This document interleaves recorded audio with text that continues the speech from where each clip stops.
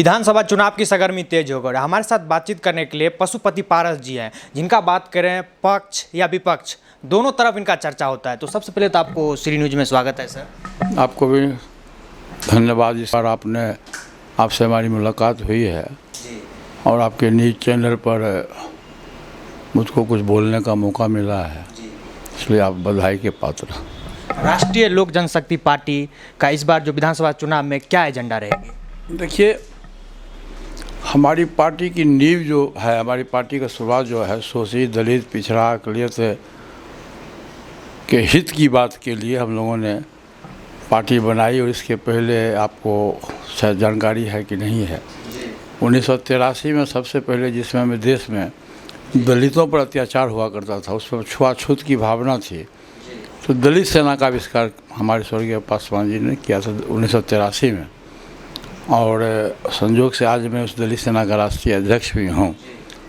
तो उस समय से हमारी पार्टी का सिद्धांत है कि शोषित, पीड़ित, दलित, पिछड़े, जो सामाजिक दृष्टिकोण से, आर्थिक दृष्टिकोण से, शैक्षणिक दृष्टिकोण से कमज़ोर वर्ग है, उसके उत्थान की बात होनी चाहिए। और बाबा साहब भीमराव अम्बेडकर ने भी संविधान में जो आरक्षण की व्यवस्था की, इसी आधार पर उन्होंने किया कि समाज में शैक्षणिक दृष्टिकोण से, आर्थिक दृष्टिकोण से, सामाजिक दृष्टिकोण से जो समाज के मुख्य धारा में जो जाति नहीं है, उसको आरक्षण की सुविधा दे करके हम उसको मुख्य धारा में कैसे लाएं। और इसी के लिए उन्होंने संविधान में का जो निर्माण हुआ, उसमें संविधान में आरक्षण की व्यवस्था उन्होंने किया। तो हम लोग उनके समर्थक हैं और उनके अनुयायी भी हैं। और देश में जितना भी शोषित, पीड़ित, दलित लोग हैं, उसके हित की बात होनी चाहिए। जो वर्तमान सरकार, चाहे स्टेट गवर्नमेंट हो या केंद्र की सरकार हो, वो सक्षम नहीं है। अभी देखिए, पूरे देश में दलितों पर अत्याचार हो रहा, और ख़ास करके अब बिहार में जाइए तो बिहार में अभी प्रशासन नाम की कोई चीज़ नहीं है। बीमारू स्टेट हो गया है, बीमारू मुख्यमंत्री भी हैं, मानसिक रूप से और शारीरिक रूप से। हमारे जो बिहार के मुख्यमंत्री हैं माननीय नीतीश कुमार जी, वो अस्वस्थ हैं, मानसिक रूप से भी अस्वस्थ हैं, शारीरिक रूप से भी अस्वस्थ हैं। और बिहार अभी भगवान भरोसे चल रहा है। आप देखे होइएगा, चूँकि आप बिहार के दरभंगा के रहने वाले हैं, तो अब देखे होइएगा कि बिहार में नित्य प्राय दिन जब आप टीवी खोलिए तो नित्य प्राय दिन टीविया में आता है कि आज यहाँ लूट हो गया, आज यहाँ हत्या हो गई, बैंक रॉबरी हो गया, दलितों पर अत्याचार हो गया, बलात्कार हो गया। अभी जस्ट 10 दिन पहले मुजफ्फरपुर की घटना है कि दलित महिला के साथ में बलात्कार किया गया, उसका गर्दन काट दिया गया, वो मर भी गई बेचारी। हमारा टीम भी, दलित सेना का टीम भी वहाँ गया था निरीक्षण करने के लिए। तो इस ढंग से प्राय दिन प्रतिदिन रोज़ घटनाएं घट रही है। और चूँकि माननीय मुख्यमंत्री जी को इसका कोई एहसास होता नहीं है, चूँकि मानसिक रूप से वो स्वस्थ नहीं है, उनकी गलती नहीं है, लेकिन मानसिक रूप से स्वस्थ नहीं है, इसलिए उनको जानकारी नहीं हो पाती है। इसलिए बिहार में, और अभी हम 14 अप्रैल को बाबा साहब भीमराव अम्बेडकर की जयंती पर हम लोगों ने एक रैली की थी बापू सभागार में।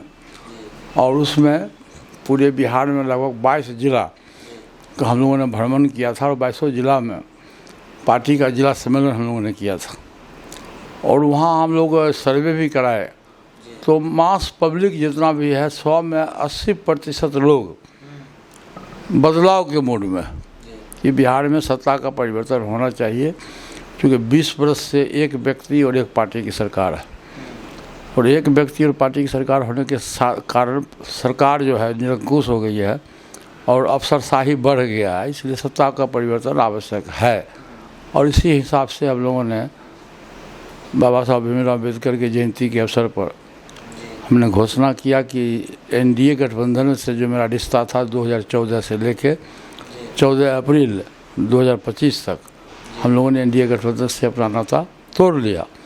अब देश में जो प्रश्न पूछेगा मैं जवाब दे देता हूँ कि अब देश में 2 ही गठबंधन है, एक इंडिया गठबंधन है, एक दूसरा एनडीए गठबंधन है। तो एनडीए गठबंधन से हमारा रिश्ता समाप्त हो गया। अब इंडिया गठबंधन है, और सामने में विधानसभा में का चुनाव भी है, अक्टूबर नवंबर में चुनाव भी होने वाला है। तो इंडिया गठबंधन के तहत भारतीय राजनीति में अभी जो राष्ट्रीय जनता दल है, और राष्ट्रीय जनता दल के मुखिया आदरणीय श्री लालू प्रसाद यादव जी हैं और बिहार में नेता आदरणीय श्री तेजस्वी यादव जी हैं। और उस पार्टी से, उस परिवार से मेरा रिश्ता शुरू से ही रहा। चूँकि हम 77 में पहली बार बिहार विधानसभा के सदस्य हुए थे। मैं समझता हूँ कि उसमें आपसे भी कम उम्र के हम रहे होंगे। 48 वर्ष पहले हम बिहार विधानसभा के सदस्य रहे और 7 बार मैं एक ही विधानसभा क्षेत्र से, जहाँ मेरा घर है सहरबन्नी अलौली विधानसभा क्षेत्र है, खगड़िया जिला अंतर्गत, वहाँ से मैं विधायक रहा। 8वीं बार मैं विधान परिषद का सदस्य भी रहा और 9वीं बार मैं लोकसभा का सदस्य हुआ। तो बिहार में 4 बार बिहार सरकार में मंत्री बनने का मौका मिला और 5वीं बार भारत सरकार में भी मंत्री बनने का मौका मिला। तो ये मेरा पुराना अनुभव है और उसके हिसाब से जो अभी बिहार की राजनीति है उसमें बदलाव की ज़रूरत है और लोग चाहते हैं कि बदलाव हो। और निश्चित रूप से जब भी चुनाव होगा तो तन मन धन के साथ है पूरे बिहार की जनता आरजेडी गठबंधन के साथ है और निश्चित रूप से श्री तेजस्वी यादव के नेतृत्व में अगली सरकार बनेगी।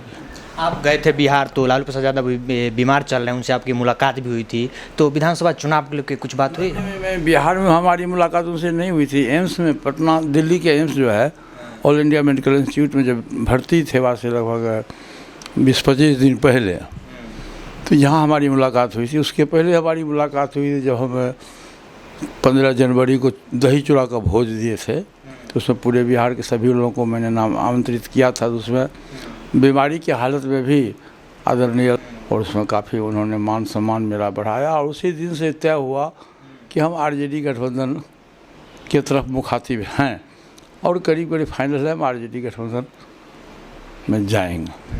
मतलब आप क्लियर कह रहे हैं पारस जी जो हम महागठबंधन में जाएंगे? मैंने आपको कह दिया कि बिहार का अगला मुख्यमंत्री तेजस्वी यादव जी होंगे, तो अब इससे बढ़कर और क्या होगा।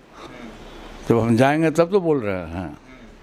तो चिराग पासवान के बयान आया तो उनका ये कहना है जो हम केंद्र के लिए नहीं हैं, हम प्रदेश के लिए, हमको प्रदेश की जनता हमें बुला रही है। देखिए, बाबा साहब भीमराव अम्बेडकर के द्वारा जो संविधान बना है इसमें मौलिक अधिकार लोगों को दिया गया।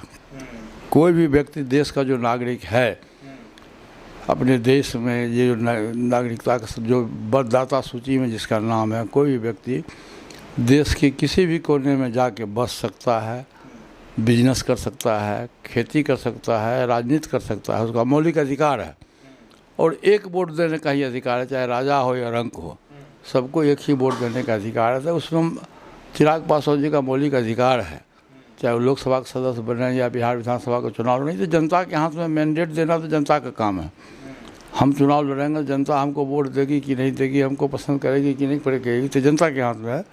लेकिन चुनाव लड़ने से देश का संविधान हमको रोक नहीं सकता। तो बात करें जो ये लास्ट सवाल है आपसे, जो सीट शेयरिंग को लेकर आपको क्या कहना है? अभी सीट शेयरिंग के संबंध में अभी कोई बात नहीं हुई और किसी भी दल में नहीं हुआ और देखिए ऐसा होता भी नहीं है। जब चुनाव का समय, जब चुनाव का 2 महीना 3 महीना बचता है, उस तब ही किसी भी पार्टी का सीट शेयरिंग गठबंधन का होता, पहले नहीं होता है। तो मुझको लगता है कि जुलाई में, ये जून समाप्त होने दीजिए, जून 2 तारीख है, जून समाप्त होने दीजिए, जुलाई में सभी पार्टी के लोग, गठबंधन के लोग बैठेंगे, बैठ के सीट शेयरिंग हो जाएगा। जहाँ जो जिताऊ उम्मीदवार होगा जिसके पास में, क्योंकि सरकार बनानी है तो इसलिए चेहरा देख के सीट का बंटवारा नहीं होगा। जिसके पास जो ताकतवर उम्मीदवार और जिताऊ उम्मीदवार होगा, जिताऊ उम्मीदवार को ही हम लोग इस बार टिकट देंगे। क्योंकि लगातार आप ग्राउंड पे मेहनत भी कर रहे हैं, तो क्या लगता है जो दलित का जो वोट है वो किसके ओर जा रहा है? मैंने आपको कहा ना कि 80% लोग, बिहार की जनता का 80% लोग का झुकाव है इंडिया गठबंधन के प्रति, और उसमें भी खास करके दलित। आपने देखा होगा कि कुछ दिन पहले पार्लियामेंट हाउस में बाबा साहब भीमराव अम्बेडकर के संबंध में आपत्तिजनक टिप्पणियाँ की गई थी। तो उस दिन से दलित का झुकाव और मुस्लिम का झुकाव, सिर्फ दलित ही नहीं, दलित और मुस्लिम का झुकाव पूरे देश में एनडीए के खिलाफ में। इसमें कतई दो राय नहीं है कि जब भी चुनाव होगा तो एनडीए के खिलाफ में दलित और देश का मतदाता और मुस्लिम मतदाता खिलाफ में अपना वोट देगा। ये थे हमारे साथ पूर्व केंद्रीय मंत्री पशुपति पारस जी। वीडियो जर्नलिस्ट राजविंदर के साथ दीपक झा, श्री न्यूज़ दिल्ली।